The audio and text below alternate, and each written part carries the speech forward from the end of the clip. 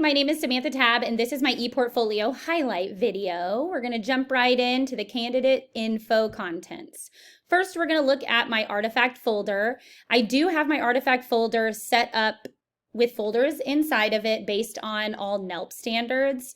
So each standard has its own folder. You can click on it and you can see anything that I have that's relevant to that standard that are within my artifact slideshows. I have my admin verification forms here, my candidate info contents here, which I'm currently going over, and then anything else like my reflection, annotated bibliography, and things like that are on the outside, along with my slideshows here. After that, I have my goals. My professional goals video, I just love creating videos like this anyway, but especially when it's in regard to goals. I do want to say that in order for me to want to become a principal, I want to make sure that I'm a well-rounded educator and that when I talk to staff, it's from true experience and not just what I've heard or what I've seen of teachers in the past. And I would like to become like an instructional coach or maybe work at the district level for a while and then become an assistant principal and then long-term a principal. I just know I have a lot to learn before. My leadership philosophy is based all around Brené Brown's quote, "We need braver leaders and more courageous cultures." My leadership philosophy is all about relationship building, and that relationship and building relationships is the most important qualities that a leader can have, because I feel like people don't want to learn with you or from you if they don't have a strong, trusting relationship with you.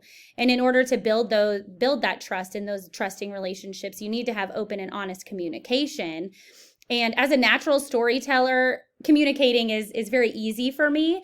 And when I talk to other people through communication, or that is communication, but I want to make sure that I'm speaking genuinely, honestly, and very direct. I do not like to leave room for interpretation. And I think that is one quality that would make me a very good leader. As far as being brave and courageous, it's important to have a vision. It's important to be flexible, which I'll talk about in the next part of the candidate info contents. It's important to take care of people and, again, make decisions and be trusting and empowering those around you, and that you're always seeking improvement, not only for yourself, but students and staff all together. Moving on to the flexibility, that is like something that I have totally learned over the last couple years since being in this program. And my plan of study will really show you that. I did have to take a year off to just get things in order. I went through some insane life experiences, and I just needed that extra time. And I just really am grateful for Fort Hays for allowing students in your program to just do what's best for them so that they can be best for the program. And so I'm forever thankful for that. I have completed all of the requirements and I have completed my practicum. Here's my program completion commitment timeline video that I created. It's also on YouTube. And then my resume. So moving on to my resume, I did think that it was extremely important to highlight my areas of expertise. Anything that I have been trained in that I do think, or actually that I know I'm passionate about. So the very first thing that I have listed here is relationship building, which is what my entire leadership philosophy is based upon. I have been to Capturing Kids' Hearts and Responsive Classroom training that I will bring with me all over the place, because no one's going to want to do anything with me, for me, if I don't have a good relationship. And then I have put other things on here. I did use words like key strengths of mine. I'm very passionate. I'm enthusiastic with everything that I commit to. I can work with just about anybody. I am very flexible. I am really reflective, and I've learned a lot of that through this program and what that looks like. I am very in tune with other people's emotions, and I can gauge a room. I'm very creative and fun. I have worked at a lot of schools, so I will say that is a plus, because I've been exposed to a lot of things that my colleagues might not have been exposed to, because I have taught in multiple districts at multiple schools. And so I do think that that's extremely important to highlight. Annotated bibliography, I will say I was very overwhelmed with the thought of finding 33 articles and then doing summaries on it, assessments on it, and reflections on it. And as I was diving into it, it did take a couple of the questions, but I just really found the why. Like, why am I doing this? Well, you're doing it because it's kind of giving you a highlight of everything that I've truly learned in all of the classes throughout this program. And it's just a good recap of, don't forget you know this, and don't forget you need to learn this. And it's important to summarize everything that you read so that you know that you're actually learning it. And then assessing whether the article is reliable. I mean, I've opened up plenty of articles and I'm like, ooh, this is not very reliable based on X, Y, and Z. So that is really important. And then just the reflection. Well, why am I reading this? How is this relevant to me? Why is this important? After that, I have my activity log form here. I have color-coded it like the video said to do. You will see automatically that I have a lot more than what I should. I decided to do that because if I was going to spend my time as a teacher doing these activities, I just wanted to highlight that because I've learned something from everything that I've done for this program, and it's just really important to me. So you will see that I have 235 hours for the overall practicum. The activity component, I really liked this because it allowed me to be organized and notice what I was missing, or, oh man, Sam, you have way too much of that, or you need to focus on this standard and component instead. And I just really, really enjoyed it. And as you go through, you can see that I have done multiple standards and components. District level activity artifact slideshow. I do want to highlight a couple things from this. One thing that I want to highlight is all the work that my district and we all collectively have done.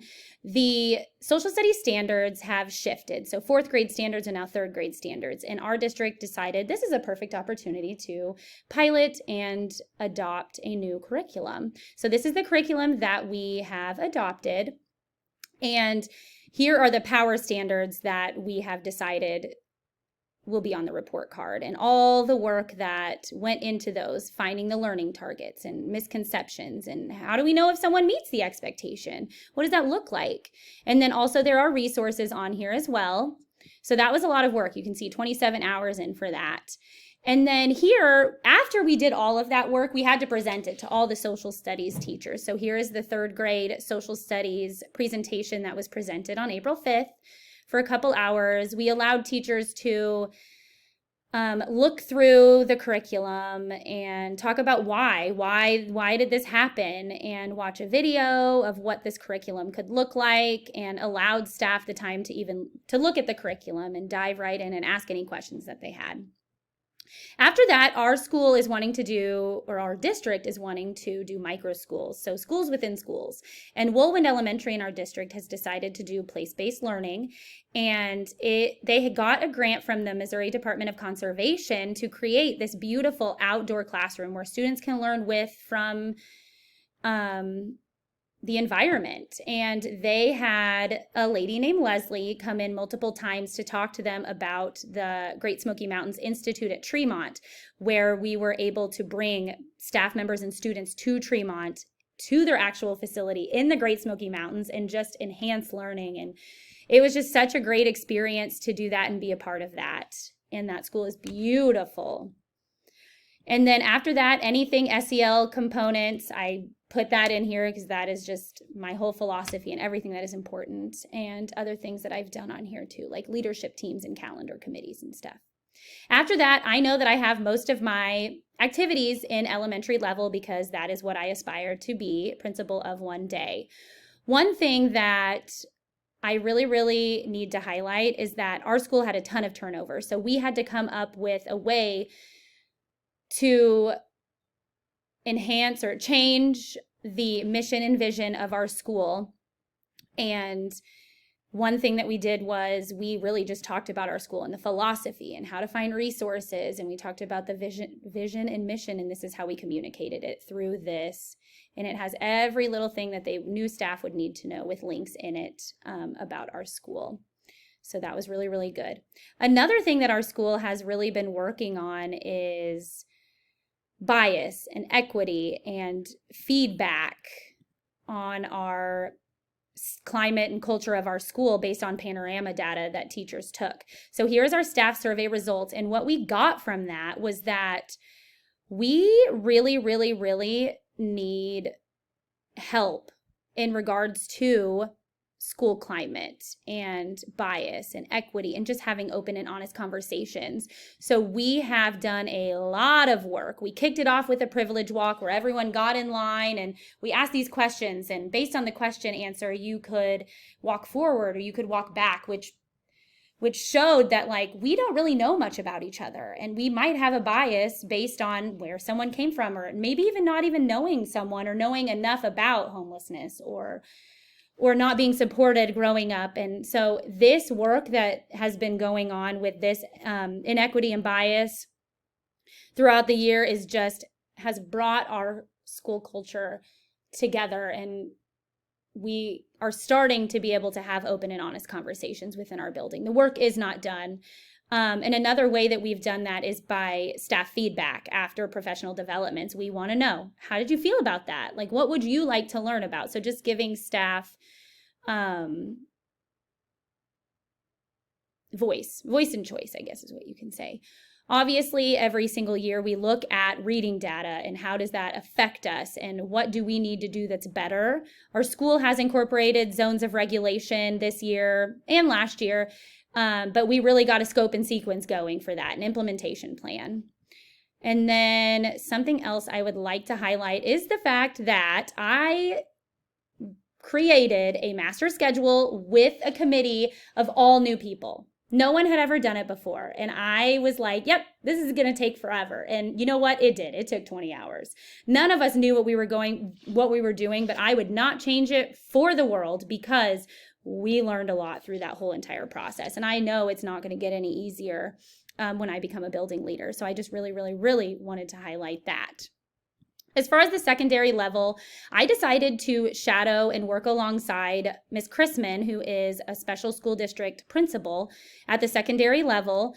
And everything that we did was based on special education services or implementation, whole school at the middle school and high school levels.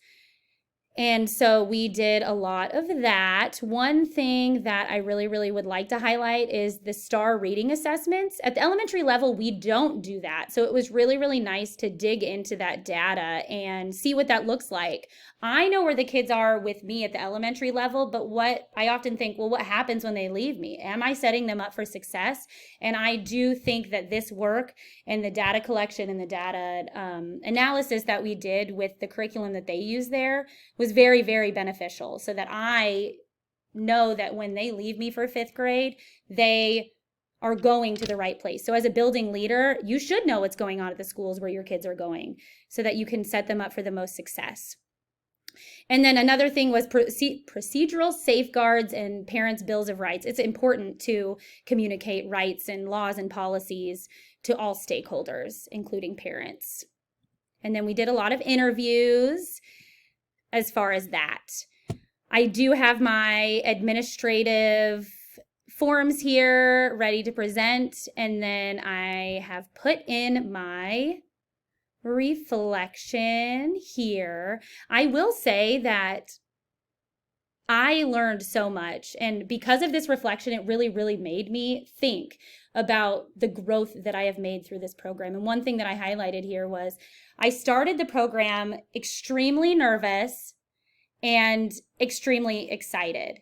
As I jumped into the program, my nervousness went up and my excitement declined, and there were multiple reasons for that. It just felt overwhelming, and it was just crazy to just think about all these things that need to get done. And I was just like, am I supposed to be here? Is this the right thing for me? And I just wanted to make sure that all the work that I was doing in this program was just beneficial for my future and the future staff that I have. At the end, it ended up being where my nervousness went down because I was seeing the relevance and I was really applying it to my life, and my excitement went up. So I'm glad to be back and be excited and highlight everything that I did, all the important things that I did throughout this program. So this was very, very beneficial. I do want to give a shout out. The school law class, woo! It was definitely the most eye-opening class that I could have went through, and I'm just really, really grateful for everything that Fort Hays has done for me. And I hope that you liked my ePortfolio video. I hope you have a good day.